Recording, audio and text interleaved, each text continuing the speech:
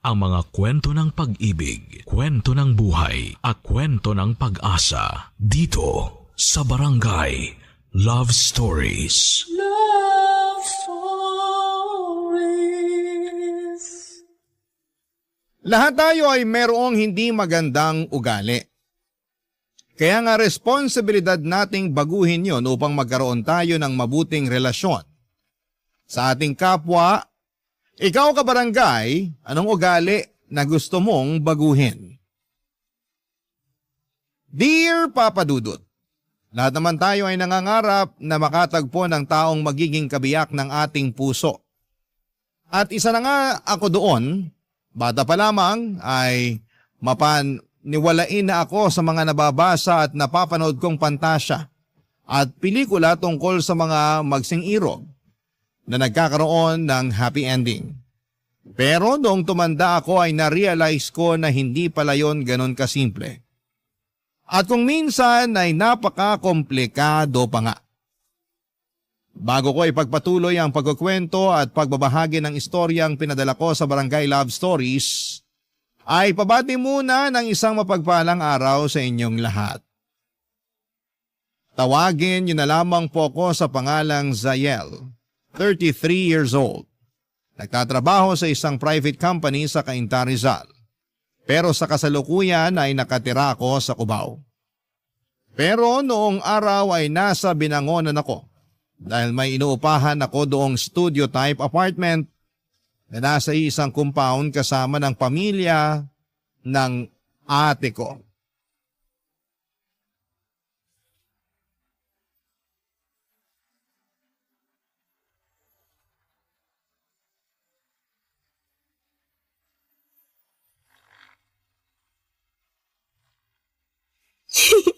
Ayun na nga ate, nagugustuhan ko na siya. Kaya lang mas bata siya sa akin eh. Ilang taon? 2 taon. Kung 32 na ako, ibig sabihin 30 years old na siya. Tingin mo swa kami? Oo naman. Saka di naman nagkakalayo mga edad nyo, pareho na kayong nasa 30. Wala lang, naisip ko lang na baka pangit tingnan. Anong pangit tingnan? Ngayon ka lang ba nakakita ng mas matanda ang babae sa relasyon? Hindi naman. Oh, hindi naman pala eh. Nag-overthink lang. Kilala mo naman ako, 'di ba? Oo, overthinker na praning. Grabe, double kill naman yun. Nagsasabi lang ako ng totoo. Pero ayun nga, wala namang masama sa mga edad nyo. Lalo na kung pareho yung nararamdaman nyo sa isa't isa. Saka matagal ka ng single. Panahon na para hayaan mo naman yung sarili mo na ma-in love. Pero ayoko pa rin umasa na pareho nga kami ng nararamdaman ni Kylo sa isa't isa. Ha? Akala ko ba? Baka maling akala lang pala. Alam mo, kesa mag-isip ka't manghula kung ano talaga yung nararamdaman niya para sa'yo, bakit di mo na lang siya tanungin? Ayoko nga. At bakit? Inahihiya ako eh. Kababae kong tao baka isipin nun desperada ako. Gaga, ano ba yung pinagsasasabi mo? Basta. Matatanda na kayo para maghulaan ng isip o magpakiramdaman. May mga bibig naman kayo para gamitin sa pagsasalita. Saka na, kapag nakapag-ipon na ako ng lakas ng loob na tanungin siya. Bigyan mo ng deadline yung pag-iipon mo ng sama ng loob. Lakas ng loob, ate. Ay, sorry, mali. Lakas ng loob pala. Sinadya mo yun eh. Para ka kasing ewan. Akala mo yata teenager ka pa rin, no? Kung umasta ka, parang unang beses ka palang na in love. Bakit? May tao bang eksperto pagdating sa bagay na yun? Wala pa naman siguro. Kaya nga dapat mas maintindihan mo yung pinanggagalingan ko. Naiintindihan ko naman, pero di lang ako masyadong makarelate kasi ako nga nanligaw sa asawa ko noon. Ayaw nga pala, ibang klase ka rin eh. Sana may ganyan din akong lakas ng loob. Desperada na kasi ko noon kaya naisipan kong sumugal na. Buti na lang talaga tama yung desisyon ko. Pero sakali mang hindi kami pareho ng nararamdaman sa isa't isa ng asawa ko, ayos lang. Tatanggapin ko pa rin kahit na masakit kasi alam ko sa sarili ko na makaka-move on naman ako. Kailangan ko lang damhin yung sakit, tapos tuloy ang buhay. Pero buti na lang sumugal ka at nanalo ka. Oo, tingin ko ganti na yun ang langit sa akin pagkatapos sa mga pangit kong karanasan sa pag-ibig. At masaya naman ako kasi nakukuha ko sa asawa ko yung pagmamahal at pag-aalaga na deserve ko. Oh, touch naman ako. Mapapasana all na lang talaga ako. Sana all talaga kasi yun din ang hiling ko para sa'yo. Di lang pala ako, kundi pati na rin yung sa isa nating kapatid. Sana makatagpo ka ng lalaking mamahalin ka, aalagaan, at ituturing na pinakamahalagang tao sa buhay niya kasi deserve mo rin yun. Thanks, ate. Tama ka. At sana this time si Kylo na yung lalaking yun. Basta balitaan mo lang ako kung may progress na yung pagliligawan nyo. Tapos pakilala mo agad sa akin para makilatis ko. Grabe naman sa makakilatis. Aba, oo. Baka nakakalimutan mong ate mo ko. At responsibilidad ko bilang ate na kilalanin yung lalaki na posible mong maging boyfriend. Tandaan mo yan. Oo naman. Tatandaan kong mabuti yan. Papadudot close talaga kami ng ate ko simula pagkabata. Bale, 3 kaming magkakapatid at ako ang bunso. Ang kuya ko ay nasa ibang bansa kasama ang asawa at mga anak niya. At dahil ako na lamang ang walang sariling pamilya sa amin ay sinabi ni ate na mangupahan ako sa kalapit nilang apartment para sama-sama pa rin kami sa isang compound. Malapit din ako sa mga pamangkin ko at kapag wala akong trabaho ay madalas nakatambay ako sa inuupahan nila. Siyempre, nakwento ko rin sa kanya ang tungkol sa katrabaho kong si Kylo na nagugustuhan ko at masaya ko dahil suportado ni ate ang hindi pa naman confirm na love life ko. Kung ilalarawan ko si Kylo ay masasabi kong may itsura naman siya. Matangkad, moreno, gwapo at malakas ang appeal. Mabait din siyang kausap at may pagka-gentleman. Dahil nga sa tingin ko ay mutual naman kami ng nararamdaman sa isa't isa ay hinayaan ko si Kylo na mapalapit sa akin. Hindi nagtagal, nagkaaminan kami ng feelings at niligawan niya ako na umabot ng 2 buwan, papadudot.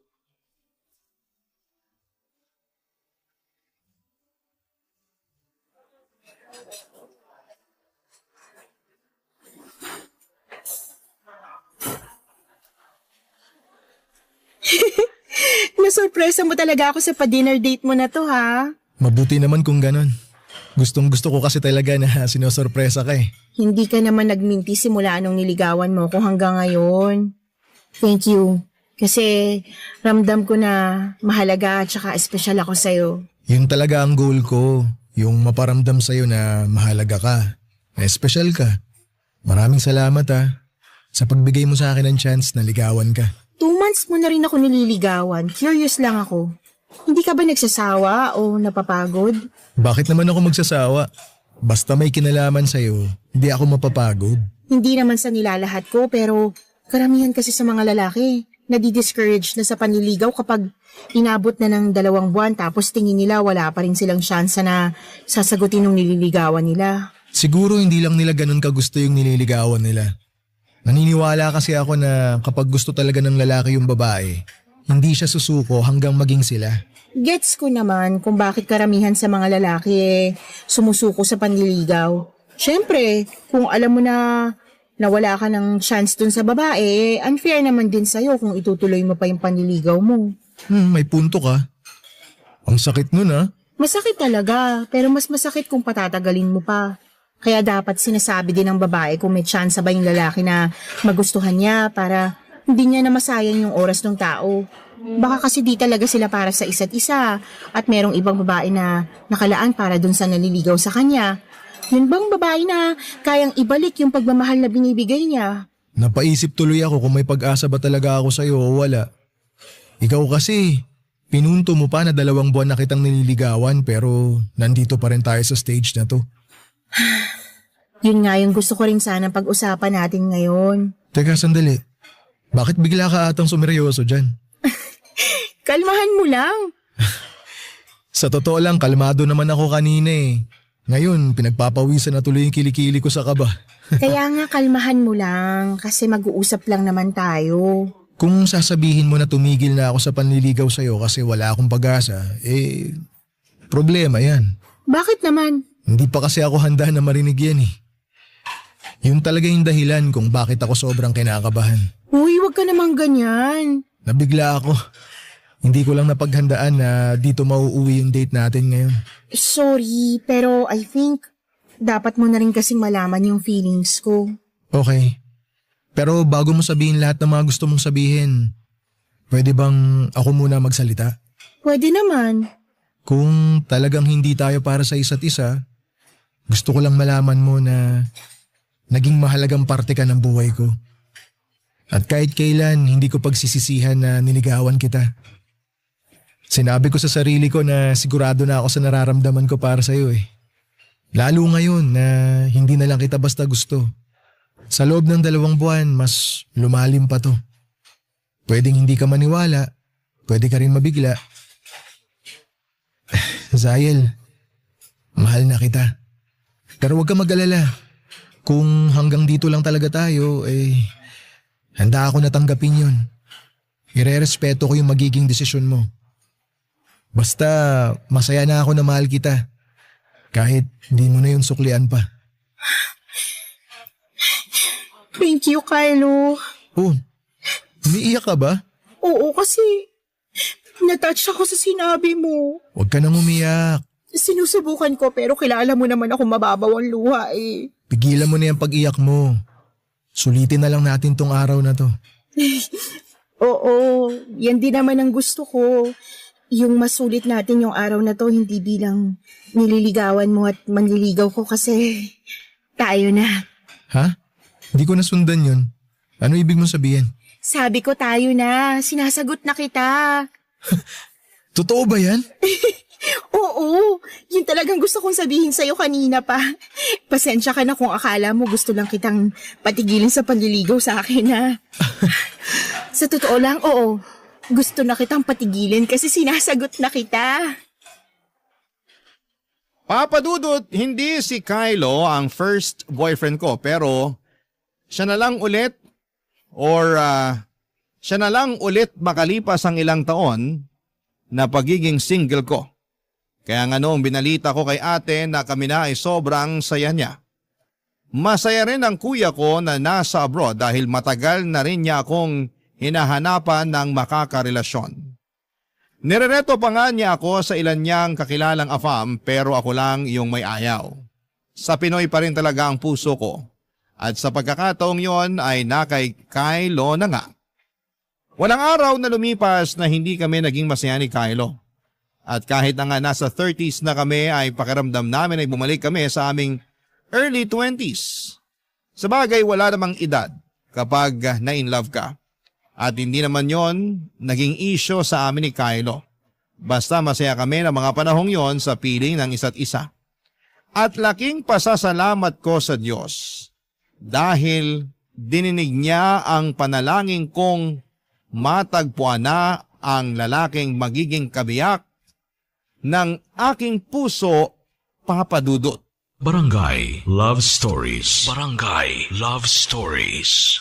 Papa Dudut, 2 na ang nakarelasyon ko noon bago si Kylo at parehong hindi rin naman nagdagal. Yung una ay 6 na buwan lang at yung pangalawa ay 1 taon at kalahati. Kaya nga hindi niyo ako masisisi kung bahagya akong natroma sa pag-ibig. Pero gusto ko pa rin namang makakilala ng lalaking mamahalin ko at kung loloobin ay siya na ring makakasama ko sa panghabang buhay. Kaya nga masaya at nagagalak ang puso ko nang dumating sa piling ko si Kylo. Fast forward, naging masaya ang unang 2 buwan namin bilang magkasintahan. At kahit na hindi pa nga kami nagtatagal ay naisip ko na siya na ang lalaking gusto kong makasama bilang aking asawa at tatay ng mga anak namin. Hindi ko alam, Papa Dudut, pareho pala kami ng iniisip at nakumpirma ko lamang yon noong niyaya ako ni Kylo na makipag-live-in na sa kanya. Pero alanganin pa rin ako dahil hindi ko pa naman nasubukan ang bagay na yon. Buti na lamang to the rescue sa akin si ate para magbigay ng advice.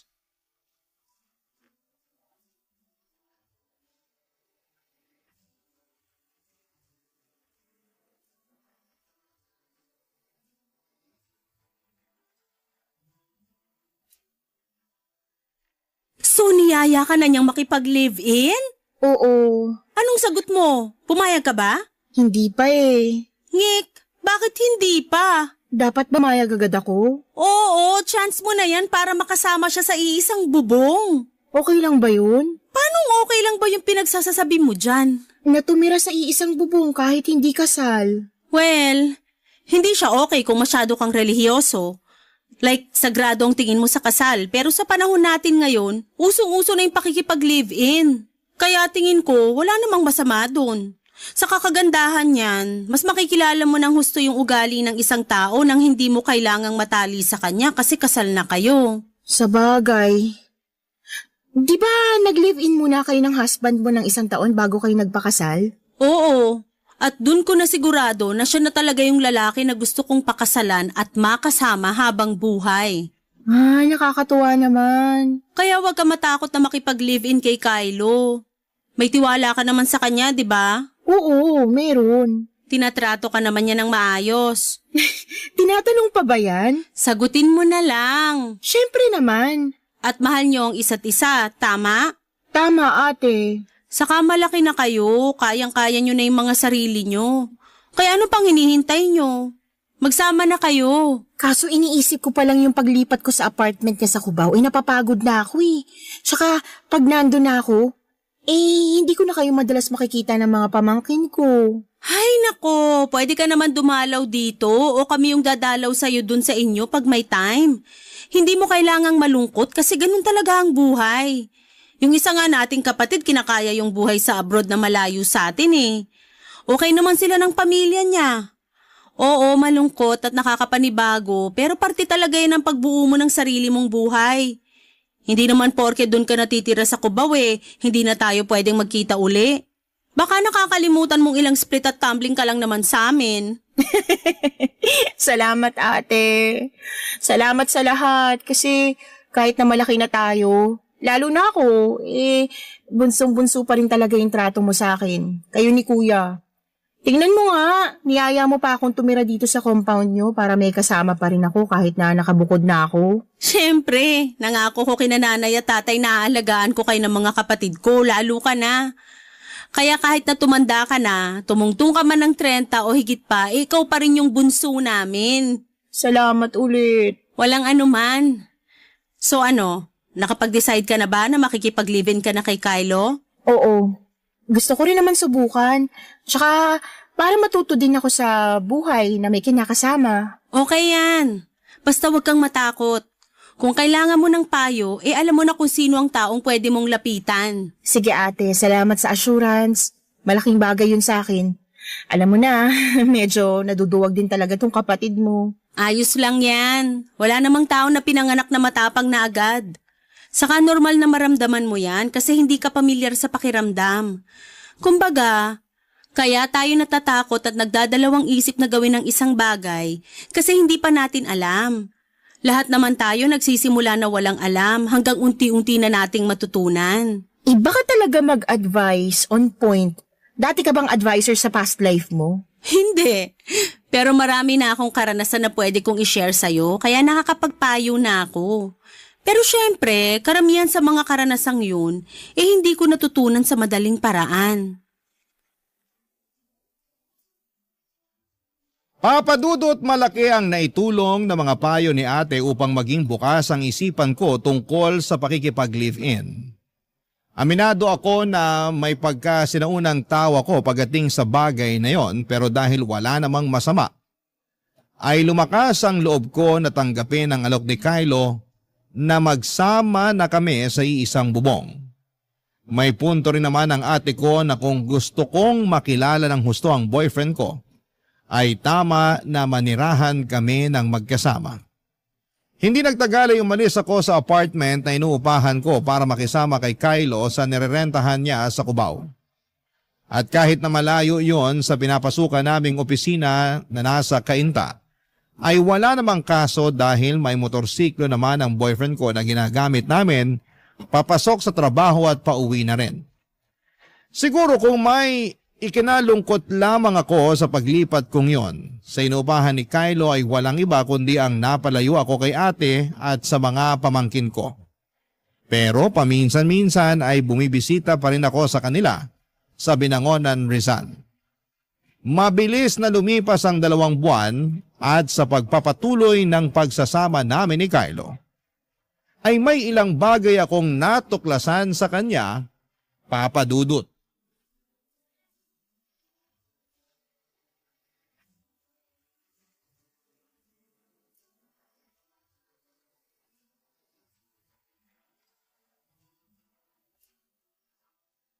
Ay, nuknukan naman ng tanga to. Pabuhat ka na nga, hindi ka pa marunong dumiskarting tatanga-tanga ka. Sino ba kasi nagsabi na pasalihin tong inutil na to sa team namin? Ay, nakakawalang gana. Sweetheart, sino kaaway mo dyan? Wala. Tinan mo, tanga talaga. Nakaregister sa Anli yung katangahan? Bobo ang... Ay, ano ba yan? Sino ba yung kaaway mo? Nakakagulat ka eh. Bakit ba ang dami mong tanong? Di mo ba nakikita na naglalaro ako? Istorbo ka eh. Ako pa talagang istorbo ay kararating ko lang. Buwisit! Sana kasi tumahimik ka na lang eh. Ang dami mo kasing dada eh. Natalo tuloy kami. Aba, inaano ko yung laro nyo? Tanga na nga yung kakampi ko, putak ka pa ng putak dyan. Nagsanib puwersa yung bunganga mo tsaka yung utak niyang gamunggo. Kaya kami natalo. Importante pa naman yung game na yon. Mali naman yata nasisihin mo ko sa nangyari. Eh wala naman akong kaalam-alam dyan. Sabi ko nga kararating ko lang galing sa labas eh. Lumabas ka? Saan ka galing? Anong saan ako galing? Huwag mong sagutin ang tanong yung tanong. Uulitin ko ha. Saan ka nang galing? Ay, kita mo tong taong to. Napakasarkastiko mo ha. Sagutin mo na lang kasi yung tanong ko. Saan ka nang galing? Anong ginawa mo sa labas? Bumili ako ng ulam natin. Magtatanghali na kaya tapos wala akong maluto dyan sa kusina. Kaya naisipan ko lumabas na lang. Lumabas ka pala tapos di ka man lang nagsabi. Nagpasabay sana ako sa'yo ng soft drinks. Nagsabi ako no. Tumango ko pa nga eh. Pero hindi mo ko tiningnan kasi kulang na lang dumikit na yung mata mo dyan sa cellphone mo. Tsaka napakahilig mo sa soft drink. Matakot ka nga. Baka magkasakit ka sa kakainom mo dyan. Pati ba naman yung pag-inom ko nun sinisita mo? Hindi ko sinisita no. Pero napansin ko lang naman kaya pinagsasabihan kita. Hoy, security guard ka ba? Di mo kailangan bantayan yung pag-inom ko ng soft drinks ha. Huwag kang ang ano. Ikaw ang wag ano. Masyado ka. Bahala ka na nga kung gusto mong mapaaga pagdadialysis mo. Buti pa, kakain na lang ako kaysa kausapin ka. Kanina pa kumakalam tong tiyan ko. Ay teka sandali. Ano na naman ba yun? Bakit ikaw lang yung kakain? Di mo ba ako yayayain? Nagugutom na rin ako.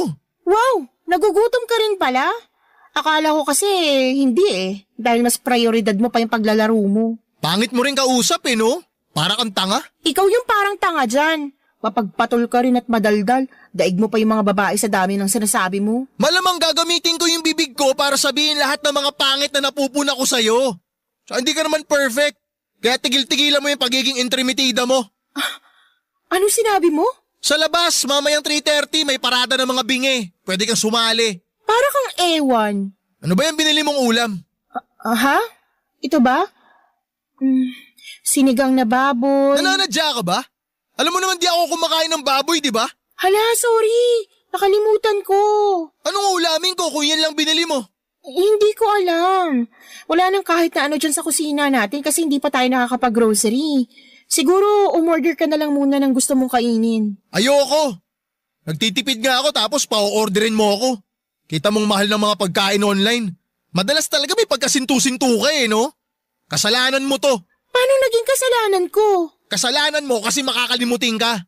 Tsaka bakit parang wala kang gagawin para ayusin yung problema? Bumili ka ng ulam ko. Ano? Panonoorin lang kitang kumain? Lumabas ka na ron. Bilisan mo.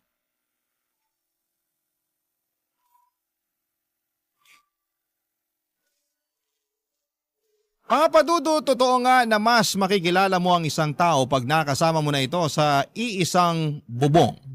At yun ang eksaktong nangyari matapos ang halos 2 buwan naming pagli-live-in ni Kylo. Ang totoo ay napansin ko ang mga bagay na yon sa kanya noong unang buwan pa lamang pero hindi ko itinuring na malaking issue. Pero na-realize ko na napakasumpungin niya at daig pa ang babae sa dami ng mga sinasabi. Bukod doon ay napakakalat pa niya sa bahay. Akala ko ay normal lang sa isang lalaki na walang masyadong alam sa mga gawaing bahay pero napansin kong sumusobra na si Kylo. at mas umiiral sa kanya ang katamaran. Feeling niya siguro ay nakakuha siya ng instant kasambahay noong nag-live-in na kami. Kaya nga hindi na ako nakapagpigil ng damdamin. Nang mga panahon yon, lalo at gutom ako at may dinaramdam din. Hindi ko rin nagustuhan ang mga sinabi sa akin ng boyfriend ko at masyado naman siyang insensitive. Naanimoy hindi ako nasaktan sa mga sinabi niya. Hindi naman sa pagiging balat sibuyas, Papa Dudut, pero naggalit talaga ako sa kanya at nagtampo ng husto. At hindi ko siya inimik buong maghapon hanggang kinabukasan. Barangay Love Stories. Barangay Love Stories. Papa Dudut, nagkabati rin naman po kami ni Kylo at walang nagsorry sa amin. Basta na lamang kaming nag-uusap at kinalimutan na lamang namin ang pinag-awayan naming dalawa. Narealize ko rin naman na ayoko nang palakihin ang issue pero aminado akong may tampo pa rin sa kinakasama ko. Kasi mukhang wala siyang pakialam sa feelings ko. Bukod kasi sa mga bagay na napansin ko sa kanya sa 2 buwan naming pagsasama, ay marami pa akong nadiskubre sa ugali niya.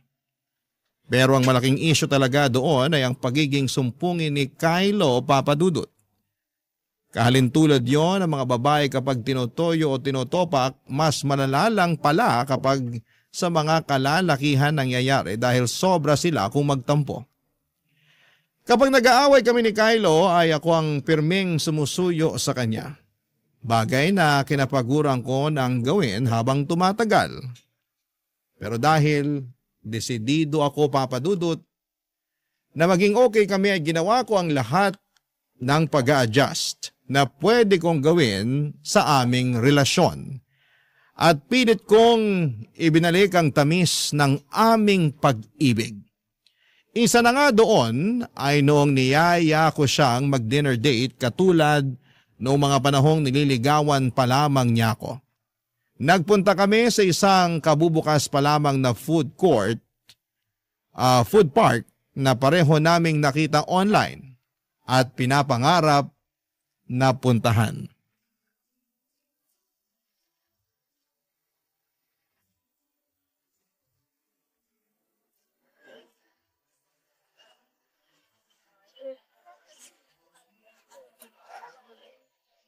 O bakit hindi mo yata ginagalaw yung chicken inasal mo? Akala ko ba nagkikrave ka dyan kanina? Kanina yun. Nung nasa harap ko na, nawalan na ako ng gana. Ha? Paano naman nangyari yun? Di ko alam. Basta ganun eh. Siguro kasi di na siya ganun kasarap sa paningin ko. Hindi tulad sa picture nito sa tarpaulin. Mukhang malinamnam, mukhang juicy. Pero sa personal tinan mo, mukhang dry. Tsaka mukhang makunat pa sa goma yung texture nitong petso. Ay, ganun. Nakakalungkot naman pala. Isa pa to, hindi rin masarap tong kape na in-order mo. Paano hindi masarap? Halos maubos mo na nga. Pinilit ko na lang ubusin, sayang eh.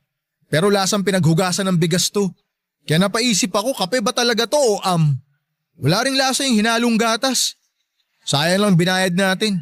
Sana pala nagtubig na lang ako. Ay, okay naman yung inumin ko. Pati yung pagkain ko ayos naman. Hindi kasing sarap sa mga kinakainan nating restaurant pero pwede na.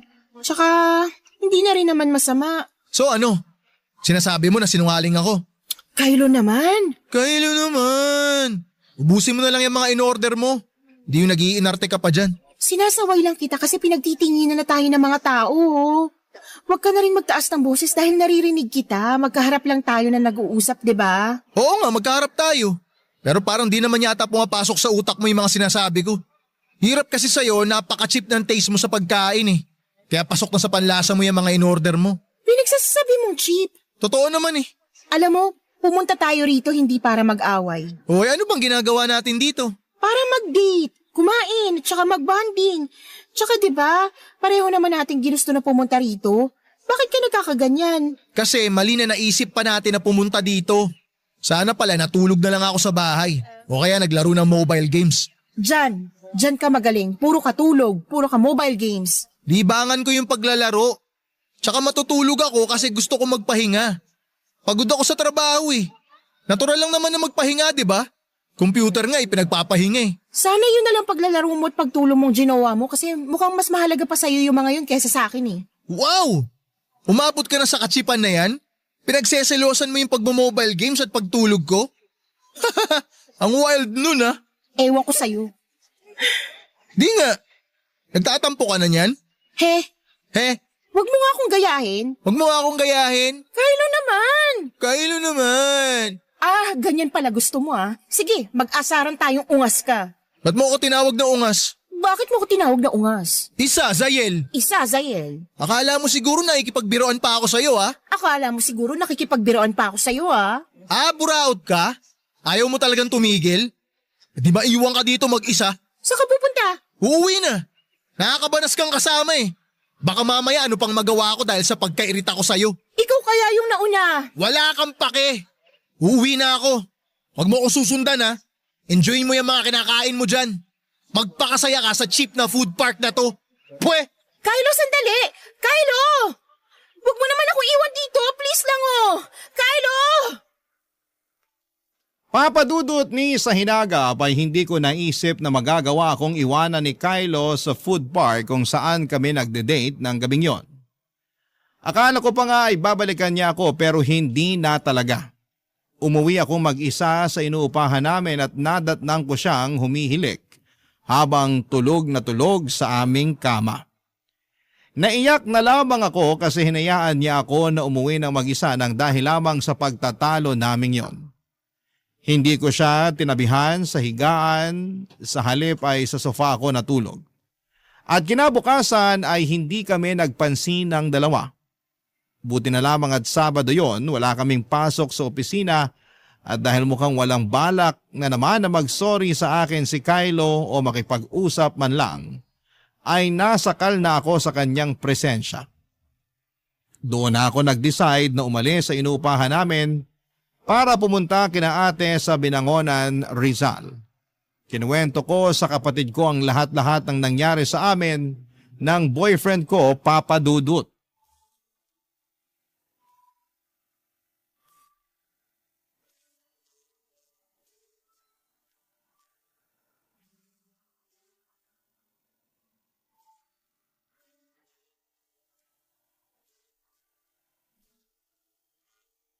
Talaga? Iniiwan ka niya at hindi binalikan? Oo. Grabe kaya yung pakiramdam ko noon.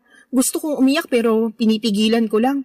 Naisip ko, kasalanan ko rin naman kasi baka napikon siya sa pang-aasar ko sa kanya. Sabi mo naman siya yung nauna, di ba? Oo. Bigla ka na lang niyang ginaya ka mo no nagsasalita ka. Tama. Tapos naisip kong asarin din siya kaso biglang napikon. Para siyang tanga. Ate naman. Totoo naman eh. Saka ikaw din. Slightly para kang tanga kasi patulan ba naman yung jowang sumpungin? Ayan tuloy. Ay. Pero maling-mali pa rin na iniwang ka niya. Kasi paano na lang kung napahamak ka? Paano kung may nakasalubong kang snatcher, murderer, saka rapist? Paano kung nakidnap ka? Naku! Ay, kalmahan mo lang. Ligtas naman ako nakauwi sa inuupahan namin eh. Buti na lang. Kasi kung hindi, tutuhugin ko talaga sa kawayan niyang Kylo na yan at iihawi ng buhay. Grabe!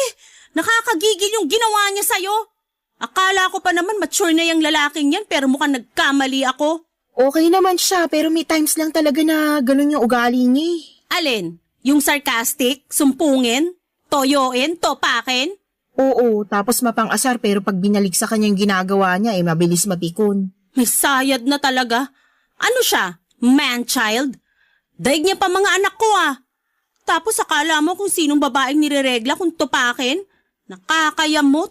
Yun nga yata yung tamang tawag doon, man-child. Malas mo naman kung ganun.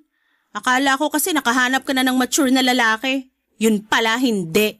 Hindi nga yata magandang idea na makipagrelasyon sa mga mas bata sa'yo, lalo na sa mga lalaki. Ano naman kinalaman nung edad na yun sa kung paano siya umasta? Naisip ko lang naman. Hindi yun totoo. Kasi hindi na rin naman bata yang si Kylo. 30 na siya, di ba? Oo. Kita mo na? Nasa pag-uugali niya talaga ang problema kasi kahit na madagdagan pa yung edad niya, kung immature talaga siya, hindi na yun magbabago. Marami dyan na mas bata pa sa kanya pero mature na mag-isip at kumilos. Ewan ko na lang kung ano nangyari dyan sa boyfriend mo. Tulog yata nung nagsabog ang langit ng pagiging mature. Masyado na siyang napag-iwanan. Kaya nga nalulungkot ako kasi hindi ko akalain na aabot kami sa ganito. Nakakalungkot nga. Pero cheer up. Hindi ka pa naman nakatali sa kanya. Kung ayaw mo pala ng ganyang ugali, pwede mo pa siyang hiwalayan anytime. Yan yung sinasabi ko sa'yo na kagandahan ng pakikipag-live-in. Mas makikilala mo yung ugali ng tao, kung paano siya kumilos at manalita, tapos nasa'yo kung kaya mong tanggapin at pakisamahan. Pero lagi kang may choice na umalis at iwanan yung relasyon nyo. Paano ko gagawin yun? Mahal ko si Kylo. Ikaw ba mahal niya? Mahal naman niya siguro ako. Ay di kung ganun magsama kayo. Huwag mo nang pakawalan kasi baka mapunta pa sa iba. Ate naman Ay, pero seryoso. Wala naman ako magagawa kung magsistay ka sa relasyon nyo Ikaw naman yan, hindi ako. Pero sana, kung ano man ang mangyari sa mga susunod na araw, hindi ka magsisi. Sa bagay, baka nga dun ka mas matuto, kaya bahala ka na kung paano mo yan didiskartehan. Sa tono mo, para kang sumuko na sa pagpapayo sa akin Hindi naman. Pero alam ko na ikaw pa rin na magdedesisyon yan. Ayoko naman maging kontrabida sa relasyon nyo. Saka baka totoong nagmamahalan nga kayo pero masyado lang napapangibabawan ng pagiging immature ng jowa mo. Sana magbago pa siya. Subukan mo kayang ipaalbularyo. Ipatawas mo, baka kasi nabalis ang engkanto.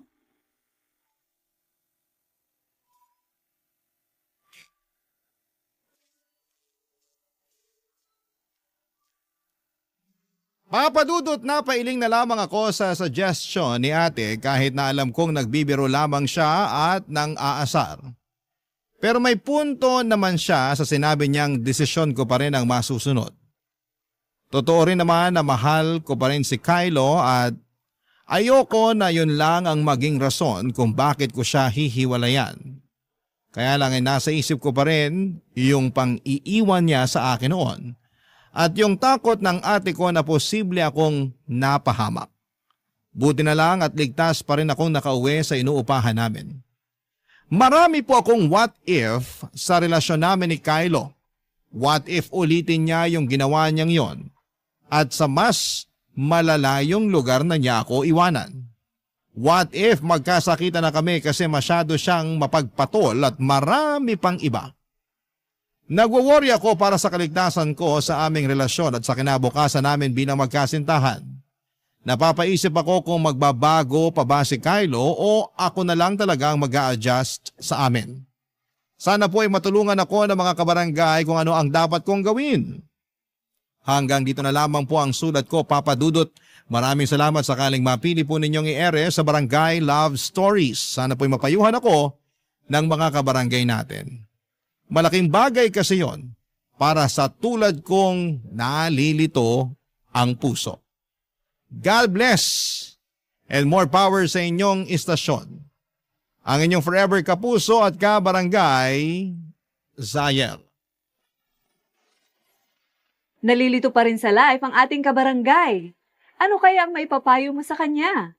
Ibahagi mo yan sa ating comment section para mabasa rin niya. Barangay LS 97.1.